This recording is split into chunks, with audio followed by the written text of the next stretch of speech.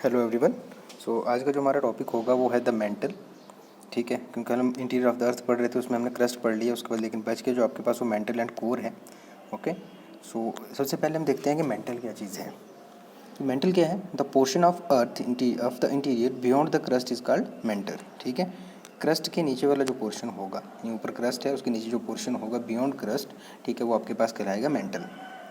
ठीक है, मेंटल को डिफ्रेंशिएट या सेपरेट होता है क्रस्ट से बाई मोहोरोविक डिसकंटिन्यूटी, यार इसको मोहोज डिसकंटिन्यूटी भी कहते हैं। देखो, अगर ये क्रस्ट है और ये मेंटल है, इन दोनों के बीच में जो रीजन आएगा एक डिफ्रेंशिएट करेगा, यानी क्रस्ट को अलग करेगा और मेंटल को अलग करेगा, एक डिसकंटिन्यूस रीजन आता है, इसको हम कहते हैं डिसकंटिन्यूटी या मोहोरोविक डिसकंटिन्यूटी नाम दिया गया, जिस बंदे ने इंट्रोड्यूस किया, या फिर हम उसको कहते हैं मोहोज डिसकंटिन्यूटी। मेंटल एक्सटेंड करता है अप टू 2900 किलोमीटर डेप्थ तक। ठीक है, अप टू 2900 किलोमीटर डेप्थ तक मेंटल रहता है। ठीक है, अब मेंटल का अपर पोर्शन, ठीक है, अपर पोर्शन उसको एस्थेनोस्फीयर कहा जाता है, जो 400 किलोमीटर तक रहता है। तो मेंटल को भी दो पार्ट में बांट दिया, ऊपर वाले पार्ट को हमने कहा कि एस्थेनोस्फीयर, जो कि 400 किलोमीटर तक रहता है। उसकी डेंसिटी कैसी होगी?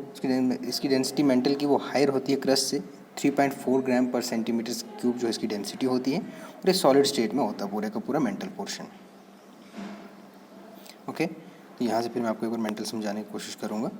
तो अब देखो, मेंटल का जो पोर्शन है हमारे पास, उसमें मैंने क्या कहा कि क्रस्ट के बिना ये आपके पास क्रस्टेड रीजन है, इसके बिना एक डिसकंटिन्यूड रीजन आ जाता है, डिसकंटिन्यूस के बाद एस्थेनोस्फीयर जो पार्शियली मोल्टन होता है, उसके बाद मेंटल जो पूरे का पूरा वो सॉलिड से पूरा मेंटल है। ठीक है, मेंटल का जो एस्थेनोस्फीयर है ये पार्शियली मेल्टेड है, पार्शियली बहुत कम जो है, थोड़ा बहुत उसमें मेल्ट स्टेट, बाकी सॉलिड स्टेट में ही आता है।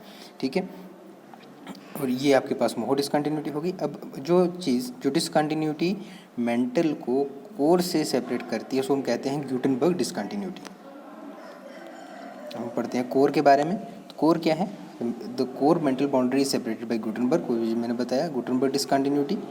Core mantle boundary lies at the depth of 2900 kilometre, 2900 metre तक तो आपके पास एक्सटेंड कर रहा था मेंटल। उसके बाद जो है वो आपके पास आएगा कोर।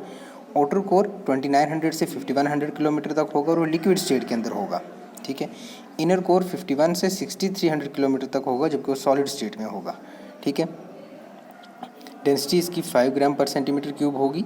ठीक है, centre of the earth and density values around 13। Centre of the earth में जाकर सॉलिड होता है तब डेंसिटी जो है वो हाई हो जाती है। उसके अलावा कोर किससे बना होता है? हैवी मटेरियल से बना होता है, और मोस्टली जो होता है इसके अंदर निकल और आयरन की कंपोजिशन होती है। ठीक है, जिसे हम रेफर टू नेफी भी कहा जाता है इसको। और उसके बाद कोर किससे बना? हैवी मटेरियल, मोस्टली का निकल एंड आयरन। ठीक है, sometime refer to nephew, same चीज़ होगी, रिपीट हो गई, तो उसको आप एक्सक्लूड कर दो।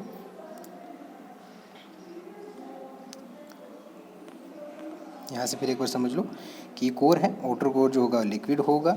ठीक है, इनर कोर जो है वो आपके पास सॉलिड होगा। ठीक है, थिक इतना जो आपके पास टोटल इसकी जो आपके पास होगा 2900 से 6300 किलोमीटर तक जो हमारे पास जाएगा। तो ये आपके पास पूरा कंपोजिशन हो जाती है इंटीरियर ऑफ द क्रस्ट के बाद मोहो डिसकंटिन्यूटी, उसके बाद मेंटल, उसके बाद गुटेनबर्ग डिसकंटिन्यूटी, फिर कोर। तो ये आपके पास कंप्लीट जो है interior of the earth topic complete खत्म हो गया।